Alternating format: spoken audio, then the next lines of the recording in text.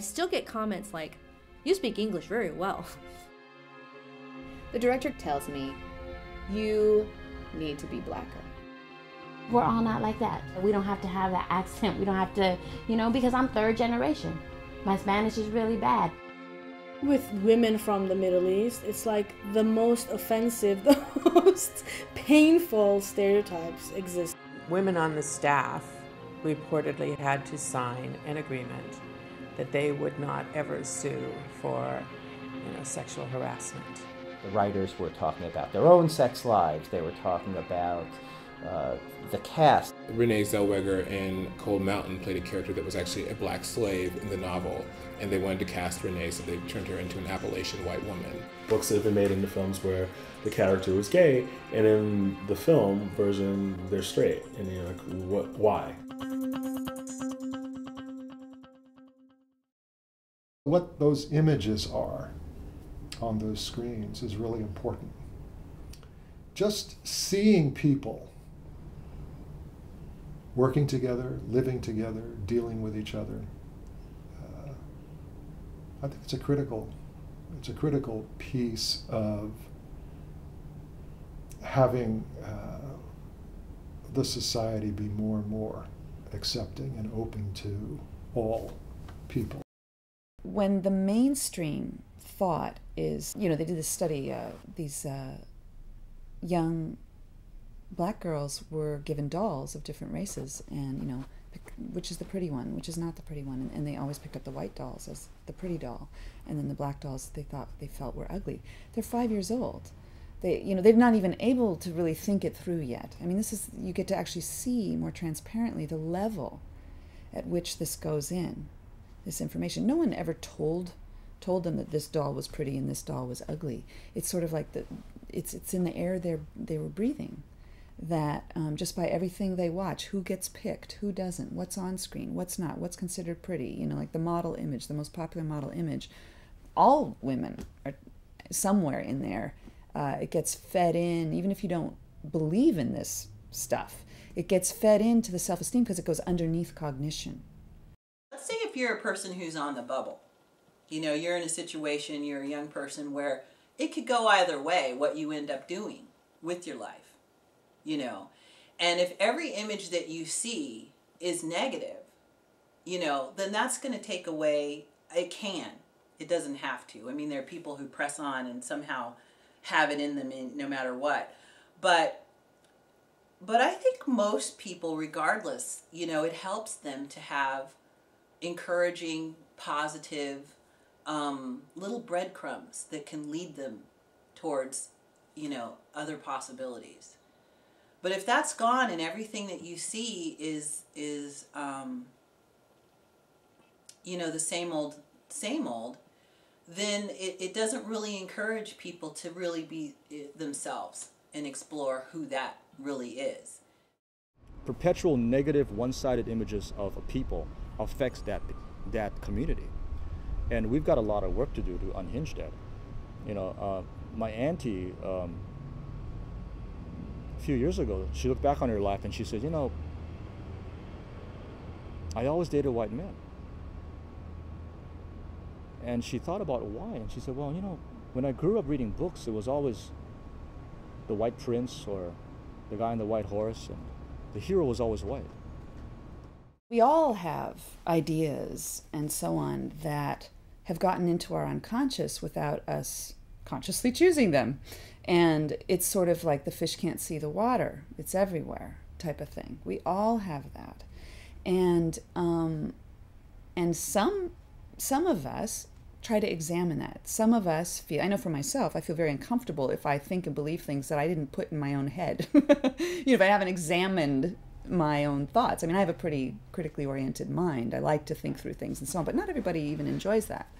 And so,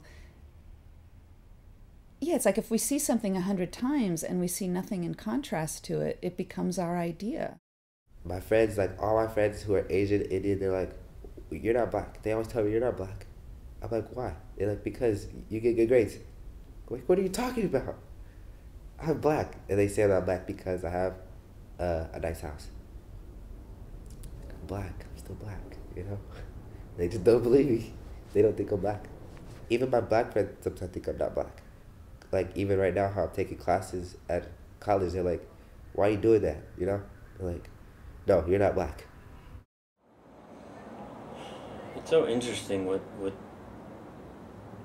the race stuff, because when you talk about it, it's hard not to, you know, not to get mad at the world for being so racist. But I mean, that's the way it is. I'm racist, so, you know, I gotta get mad at myself. I'm not gonna do that.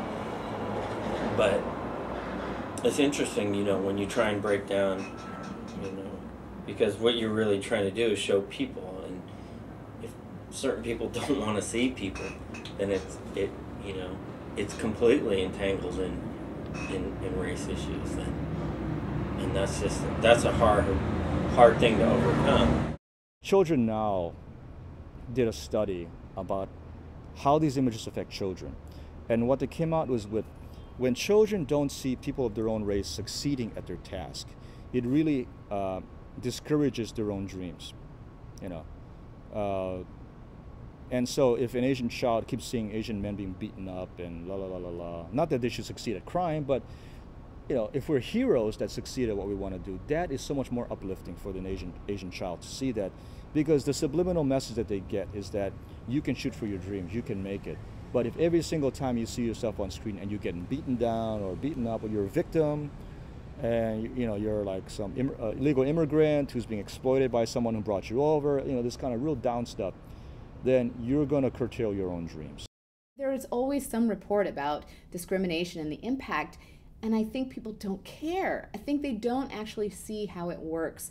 And I think about my friend Tony, who I was taking care of when he was dying of AIDS, who ended up going to New York and dying in a pediatrics ward. If he had not been an African-American dark-skinned guy, would he have ended up in a pediatrics ward to die? Or my friend Ralph, who was murdered, he's from Haiti, so he's also black, dark-skinned, who went out on a porch and was shot in the back by someone who went by. Not only was he shot in the back, they never found who shot him.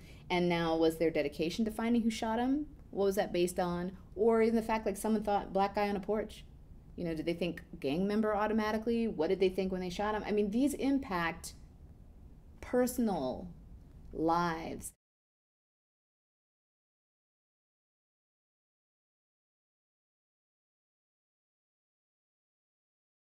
We all have the capacity to learn. We've all learned things in our lives, and the only time we can learn is when there's what they call neuroplasticity, and that's when the brain is in a certain state where it can learn. For instance, when people are learning languages, they found that people learn a new language much better when they're relaxed, when they're made to feel good about their learning, and the learning really shuts down when they're being criticized about how they're learning. They really won't be very good at it. And so we need neuroplasticity to learn new things. So, and that takes a conscious intention from the inside as well. We have to want to learn, because we could be calm, but if we're not actually that interested in learning in that moment, not even checking if we're interested in learning, we're not going to learn. It's pretty much guaranteed, because we don't have to. And so that's why sometimes arguments about race or some kind of oppression don't get very far, because all they do is entrench the positions more. They don't tend to be something that opens up neuroplasticity. And so the oppressor will feel attacked, and will actually there'll be fear there because they're feeling attacked, so they get defensive, and the learning shuts down. In fact, they might learn to say things on the outside that sound good, but their internal experience is sort of retreating, withdrawing, and protecting itself. And they are from then on going to maybe say things that are more politically correct, but internally they're not going to actually open up, you know, I mean, metaphorically, their house. They're not going to necessarily open up to share power, to share in any kind of equitable way. I know what this dress name is. Sleeping Beauty. And mine is Snow White.